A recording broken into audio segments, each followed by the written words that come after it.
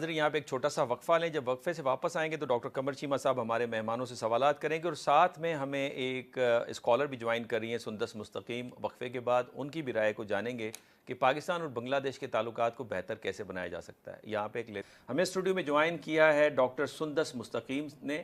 आप नस्ट के साथ मुंसलिक हैं और तदरीसी शोबे के साथ आप वाबस्ता हैं। डॉक्टर सुंदस, पहले तो बहुत शुक्रिया। बांग्लादेश के अंदर तब्दीली को आप कैसे देखती हैं? जो इस वक्त हसीना वाजिद साहिबा की हुकूमत चली गई है और पाकिस्तान के अंदर यानी एक ख्याल पैदा हो रहा है कि हम अपने ताल्लुकात को बेहतर कैसे बनाएं। जी बहुत शुक्रिया मुनव्वर साहब।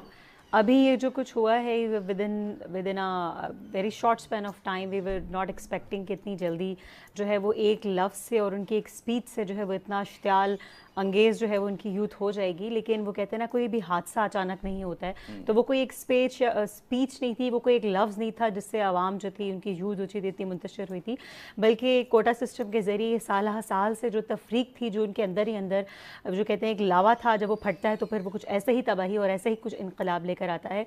सो इतने महदूद वक्त में जो कुछ हुआ दुनिया भी इस पर हैरान थी, बल्कि उससे कुछ अर्सा पहले अगर हम देखें तो उनकी एक्सपोर्ट और इनकी इकॉनमी जो पाकिस्तान से कंपैरेटिवली क्या बहुत कदर बेहतर जा रही थी। But all of a sudden ये जो इतनी जल्दी मतलब इन अ सेंस का ब्रेक डाउन हुआ है, इसके पीछे वो जैसे मैंने कहा कि कोई हादसा अचानक नहीं होता है। आप समझ रही हैं कि ये जो ग्रीवेंसेस थे ये पनप रहे थे काफ़ी पनप रहे थे और जो पाकिस्तान के से अलहदगी की बांग्लादेश की जो वजूहात को 24 साल का मतलब वो भी एक टाइम पीरियड था जिसके बाद से अचानक 71 हमने देखने को मिला।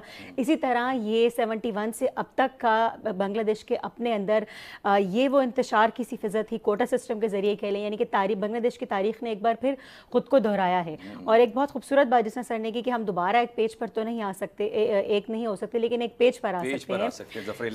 जी ज़फ़र साहब ने जिस तरह फरमाया, तो जिस तरह से अब 71 से लेकर 2024 तक ये बांग्लादेश के अपने अंदर ही पकता हुआ लावा था जो कि एकदम से फटा है। ख़ासतौर पर पिछले 20 साल में हसीना वाजिद साहिबा की जो दौरे हुकूमत में जो उन्होंने बांग्लादेश ने एक डिक्टेटरशिप जो है देखी है, उसके बाद से तो कोई वजह नहीं है कि ऐसा ना होता। साहबा ये कहा जा रहा है कि सिर्फ उनकी पॉलिसीज नहीं थी लेकिन भारत भी उन्हें डिक्टेट करवा रहा था। जो राह के स्पेशल एजेंट वहाँ पे बैठे हुए थे, चीफ जो थे, वो जाके डिक्टेट करते थे प्राइम मिनिस्टर हसीना वाजिद को कि ये करें, और जिसकी बाइस आपने देखा फिर उनकी मकबूलियत जो है वो ज़मीन बोस हो गई। और यही वो भारत था जिसने 1971 में एक वजह बना था पाकिस्तान बांग्लादेश के अलहदगी की, और यही वो भारत एक बार फिर वजह बना। हसीना वाजिद साहिबा जितना इन्हिसार भारत पे करती थी, उनके दौरे हुकूमत में पाकिस्तान के से बांग्लादेश के हमारे जो ताल्लुकात थे उनकी बेहतरी ना आने की वजह वो यही थी कि वो भारत पर बहुत ज़्यादा इन्हिसार करती थी। बिल्कुल ठीक है। मैडम कैसे देखती हैं ये जो डेवलपमेंट्स हैं बांग्लादेश की, इसमें हम जो है वो हमारा तो बिल्कुल डिस्कनेक्ट है, सोसाइटी लेवल पे भी डिस्कनेक्ट है, एकेडेमिया का भी डिस्कनेक्ट है। ये जो केयर टेकर सेटअप वहाँ पे मौजूद आया है, आप इसको कैसे देखती हैं? क्या ये कोई ट्रांसफॉर्मेशन कोई लेके आ सकता है लॉन्ग टर्म?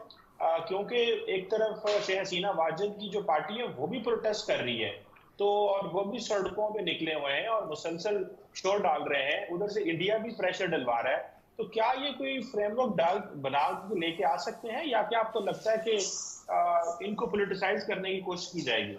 देखिए कमर साहब, आप मुझसे बेहतर जानते हैं, जब ये चेंज जो होता है, तब्दीली जो होती है और ये जो इनकलाब होता है, जब ये अंदर से आता है तो बाहर की कोई भी कुव्वत, चाहे वो भारत हो, चाहे वो हसीना वाजिद साहिबा के गिनती के चंद मुट्ठी भर जो है वो हामी हो, अगर वो सड़कों पर आ भी गए हैं, लेकिन इनकलाब जबकि उनके अपने अंदर से आया है तो कोई भी बैरूनी ताकत जो है वो दोबारा से उस हुकूमत को या उस माइंड सेट को दोबारा, मेरा नहीं ख्याल कि वो कभी भी आने देगी। और पाकिस्तान के हवाले से जिस तरह आपने कहा, तो मैं तो यही समझती हूँ कि जैसे कश्मीर हमारा एक अटूट अंग है, तो हमारा बांग्लादेश भी है, वो भी हमारा ऐसे ही अटूट अंग है, क्योंकि हमने जिस तरह सर ने कहा कि नज़रिए की बुनियाद पर हमने इकट्ठा आज़ादी हासिल की थी। तो अब वो वक्त आया है कि पाकिस्तान और बांग्लादेश के ताल्लुकात दोबारा से, बल्कि पहली दफ़ा उस तरह इतने बेहतर हो जितना कि आज तक नहीं हो सके है ना। 71 से अब तक हम जो अपने बांग्लादेशी बहन भाइयों के साथ जो ताल्लुकात बेहतर तरीके से इस्तवार नहीं कर सके हैं। सो वो गोल्डन अपॉर्चुनिटी हमारे पास है कि culturally speaking, economically speaking, religiously, geography in any way,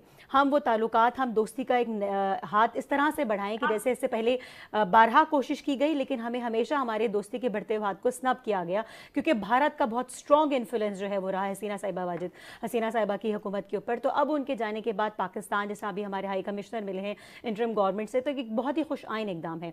और अगर आप देखें नॉट ओनली रिलीजियसली स्पीकिंग बल्कि कल्चरल टाइज, अगर आप देखें साउथ एशियन रीजन में अगर हम रीजनल कॉपरेशन की बात करें, साक के मेंबर है, OIC के मेंबर हैं, तो अगर क्लाइमेट चेंज पर हम लोग बात करें, ढाका, लाहौर जो है वो वर्ल्ड कंट्रीज़ में इनका शुमार होता है जो क्लाइमेट चेंज से इफेक्टिव है। हम लोग इकोनॉमिकली स्पीकिंग भी हम 4th लार्जेस्ट कॉटन प्रोड्यूसर रहे हैं, और टेक्सटाइल में बांग्लादेश इस वक्त दुनिया में बहुत आगे है।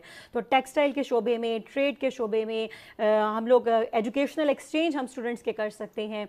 एजुकेशनली स्पीकिंग हम लोग उनके स्टूडेंट्स को जो है वो इंटर्नशिप्स दें और स्कॉलरशिप्स ऑफर करें एंड वाइस वर्सा। और इसके अलावा अगर हम सिर्फ रिलीजन के ऊपर बात करें तो हमारे जो नेबरिंग कंट्रीज़ में या हमारे जो रीजनल जो क्लोज टाइज़ हैं, हम लोग जिस तरह बांग्लादेश के साथ अब इस्तवार कर सकते हैं, शायद इससे पहले कभी भी नहीं थे।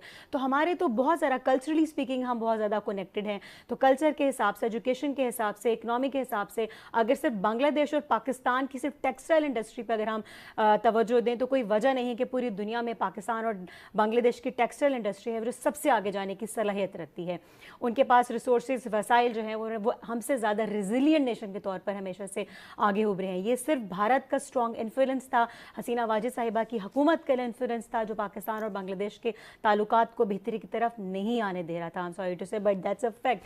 सो अब जो है उनकी हुकूमत के जाने के बाद वो जो एक हेट स्पीच का, हेट का एलिमेंट था जो कि हसीना साहिबा के ख़ानदान से 71 से जो उनकी जनरेशंस में with the passage of time slightly penetrate की है, अब उस हेट स्पीच को बदल कर जो है दोस्ती का हाथ बढ़ाने का वक्त है, ताकि जो बांग्लादेश की नई जनरेशन है, जो बांग्लादेश की यूथ जो है वो उसके आगे पाकिस्तान का एक नया और बहुत पॉजिटिव इमेज आ गया है। जो गुजर चुका उसको भूल कर हमें आगे बढ़ना चाहिए। और 71 के जो भी तल्ख हक़ाइक़ है उनको पूरे पाकिस्तान से पहले भी मसला नहीं था, नाब है जैसे हमें बांग्लादेश के एक सेक्टर से, तो एक महदूद से मतलब एक class of society, particular segment of society से अगर बांग्लादेश को मसला था या है तो उसको उस तल्ख हकीकत को एक डरोना ख्वाब समझकर भूल कर आगे बढ़ना चाहिए। आज हमने देखा है उसे आगे बढ़ना चाहिए। और मैं समझ डॉक्टर सुंदस मलिक साहिबा ने फंक्शनलिस्ट अप्रोच की तरफ इशारा दिया है कि सॉफ्ट पावर को यूज करते हुए, कल्चर को इस्तेमाल करते हुए अपने ताल्लुकात को बेहतर बनाया जा सकता है। इसमें मजीद सुंदस मलिक साहिबा, आपने डॉक्टर कमर चीमा साहिबा की गुफ्तगू आपने सुनी कि भारत से खुद वेस्ट भी मायूस है। अब हालत ये है कि ये अपॉर्चुनिटी न फ़कत ये कि बांग्लादेश के हवाले से उभर रही है, लेकिन मगरिब में भी एक फ्रस्ट्रेशन जिसका जिक्र डॉक्टर कमर चीमा साहब ने विद एविडेंसेस दिया। क्या आप देखती हैं कि ये इस अपॉर्चुनिटी को हम कैसे एक्सप्लॉइट करें ताकि साउथ एशिया में जो साउथ एशियन जो हमारे पड़ोसी ममालिक हैं उनसे ताल्लुकात को बेहतर करें? हमारे ताल्लुकात श्रीलंका से बेहतर हैं, लेकिन मैं समझता हूँ कि मालदीव, नेपाल और बांग्लादेश, इस पे भी हमें तवज्जो देनी चाहिए। गो कि वो बड़े छोटे मुल्क हैं, लेकिन कम अज़ कम इस खिते के अंदर उनकी से है। जिस तरह से भारत अफगानिस्तान के अंदर इन्फ्लुएंस कायम करके पाकिस्तान को एंटेंगल करने की कोशिश करता है, हम भी अपने पड़ोसी ममालिक के साथ ताल्लुकात को बेहतर करके भारत को सियासी तौर पे उस पर असर डाल सकते हैं। मुनव्वर साहब, जैसा कि भी प्रोग्राम में बात हो रही है कि भारत की जो एक अखंड भारत का जो जोम था वो पहले उसने खुद तोड़ा है उसको ना। मतलब जो इनकी जो इंटरनल टारगेट किलिंग्स के ज़रिए उन्होंने क्या अमेरिका, क्या कनाडा, न्यूयॉर्क, पाकिस्तान में तो खैर वो टारगेट किलिंग्स कर ही रहे थे, और हमने बारहा जो है इस बात को शोर मचाया है, इस पर आवाज़ उठाई है कि पाकिस्तान के अंदर टारगेट किलिंग्स भारत की तरफ से हो रही हैं। लेकिन जब कनाडा में और फिर खुद न्यूयॉर्क में जो प्लानिंग के ज़रिए भारत ने खुद अपने पाँव पर कुल्हाड़ा मारा है, और उसके बाद से कुल्हाड़ी मारने के बाद से उनके जो अखंड भारत का जोम वेस्ट के आगे शेक हुआ है, और जो खित्ते में उनकी जो इजारादारी थी, जो बबल था, ये जितना ज़्यादा फूलता जा रहा था, उन्होंने खुद ही उसमें जो उसको जो है वो फाड़ के उसको ड्रॉप कर दिया है। लेकिन आप जैसे आपने कहा मालदीव्स और छोटे मुल्कों के साथ भी हमें अगर बांग्लादेश और हम सब एक हो जाते तो ना सिर्फ इसकी अखंड भारत की इजारादारी को हम थोड़ा सा कम कर सकते हैं, बल्कि हमें, मैं तो कहूँगी कि वीज़ा रिन्यूअल पॉलिसीज भी जो है बांग्लादेश के साथ मजीद बेहतरी करनी। डॉक्टर सुंदस, हमारे पास वक्त ख़त्म हो गया है। बड़ी दिलचस्प आज गुफ्तगू हुई है। मैं बहुत मशकूर हूँ एम्बेसडर अली सरवर नकवी साहब, सर आपने अपना वक्त दिया, बहुत शुक्रिया। ज़फ़र हिलाली साहब का, सर आपका बहुत बहुत शुक्रिया। और डॉक्टर सुंदस मुस्तकीम जो हमारे स्टूडियो में तशरीफ़ लाई, मैडम आपका बहुत शुक्रिया। डॉक्टर कमर चीमा साहब हमारे हिस्से हैं। डॉक्टर साहब आपका भी बहुत शुक्रिया। नाजरीन, नेक्स्ट वीक में नए टॉपिक के साथ आपकी खिदमत में हाजिर होंगे। इजाज़त दीजिए, अल्लाह हाफ़िज़।